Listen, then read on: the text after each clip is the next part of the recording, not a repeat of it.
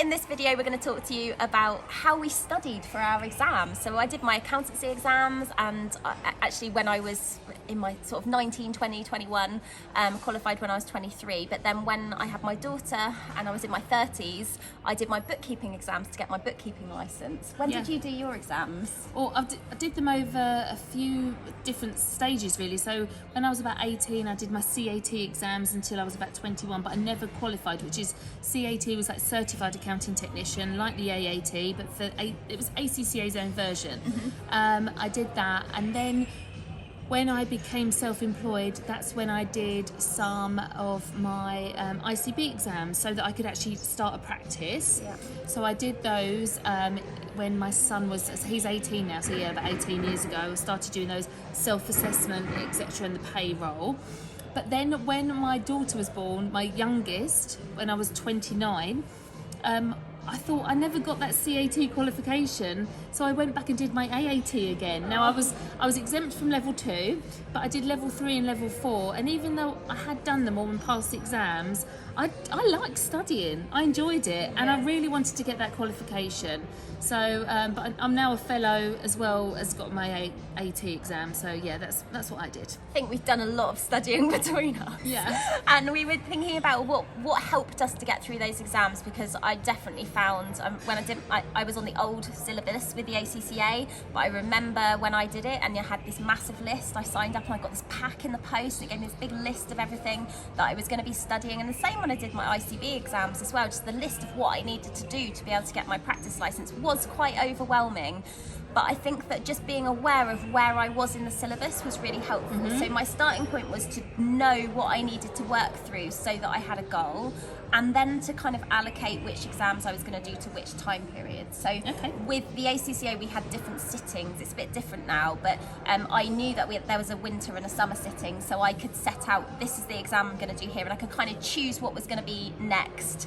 So I could work through it. It's a bit more sequential with the ICB, where you work through them, and a lot of them you can do them from home, or if you need to book a test centre, then you're obviously waiting for that to be available. But I think that's right. So even if you know that there's time periods that you have to do it, or with the ICB and you can choose, get dates in the diary. Decide when you are going to be taking those exams, because when you've got that goal, then you can work backwards and say, okay, so what time do I need to put in order for me to be revising 2 weeks before the exam? What do I need to have, what chapter do I need to have done, or what unit do I need to have studied to be able to be at that point at that time? So yeah, definitely make sure, even if you don't need to have the date set, that you set yourself a date. I completely agree, and having that study plan to work through, and then also with like revision questions as well. Like some of the accountancy the revision questions are massive. And if you've got a 3-hour exam and you know you've got to write something and it's worth 40 marks or something, you really need to set aside a good hour and a half to work through that. So just looking at the whole bank of all the past questions that you've got that you can work through, and saying, well, on this day I'm going to do this, and this day I'm going to do this, and over the weekend I'll do this, this and this. Just having that set out for you and blocking the time in your diary can be really helpful to avoid the overwhelm, because then when you get to your desk ready to study, all you have to do is study, because you've already decided what you're going to do. Absolutely. That's amazing. And I mean, did you go to college, or how did you study? So ICB I did all at home.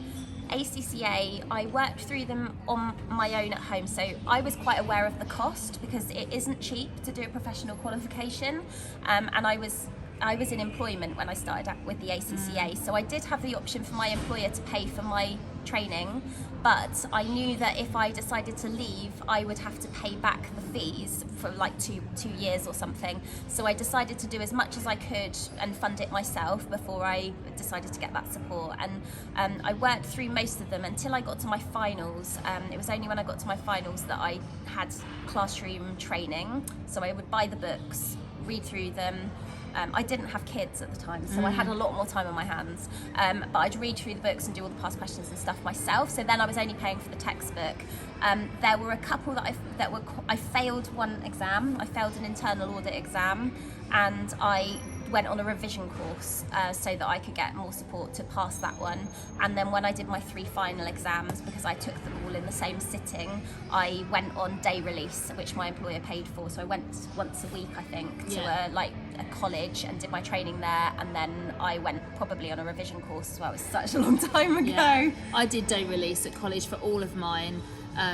When I was doing my CATs back in the late 1990s, I used to work all week and then go there into a London college on a Saturday and Sunday by London Bridge, and that was great actually, because it got me used to travelling and driving to London Bridge at the weekend, so I enjoyed that. But it was full on 7 days a week I was working basically. But when I had the 3 kids and was doing it, I did it as day release at college, and I really needed that time to go and study and be out of the house and away from the kids to study. But then I would try and match my hours that I was studying to revision, so I tried to revise along the way, and I used to cut out a couple of hours of work time to revise, and then I'd spend some time, maybe a couple of hours in the evening and a couple of hours at the weekend. So I had like those 6 hours in the week where I was revising as well, because I didn't want to fail.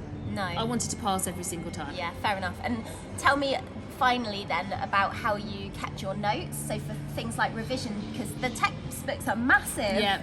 How did you like to keep your notes? I'm a revision card person. I love the revision card that's got the little circle bit in it that you can flip it. Ooh. So it keeps them all together, a bit like a presentation pack. Yeah. But I like that because or else like the toddlers in my house would have just got hold of them. But I'm all about the highlighters, I'm all about different coloured pens.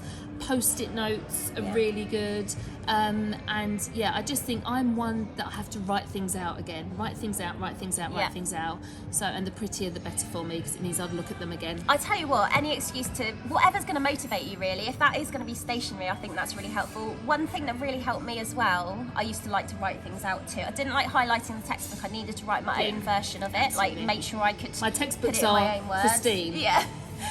But something I found really helpful was to listen to audio tracks. So I don't know, I'm going to find out from the ACCA whether they still do this, but I had CDs for some of the different exams, and I'd listen to them in the car over and over, and I'm just thinking like that is just such a good way to take information in, because when I was sat in my exams and a topic would come up, I'd be able to draw on this, and you know what, even if you can't buy that directly from one of the training providers, it might be something, if you're someone who learns things audibly, or if you are out walking your dog a lot or something, it might be that you record your own voice so you can hear yourself, and then that's going to work on you, isn't it, and become part of the subconscious. That's a great idea. I think that would have worked really well for me to talk into, especially the thing is the technology we've got these days with the phones and everything, it's so much easier, and I'm thinking, oh my goodness, now I've got a Remarkable, how would I have studied with a Remarkable in folders and things? I'd have loved it. But you just got to find something that makes you tick, that excites you, and always study the things that you're struggling with the most. Yeah. And get help. If you need it, get help. Absolutely. So hopefully that's been helpful. Hopefully you've got good ideas now about how you can set up a study plan, block time in your diary, go on training if you need it, ask for help from your community, how to keep your notes. Good luck with your exams.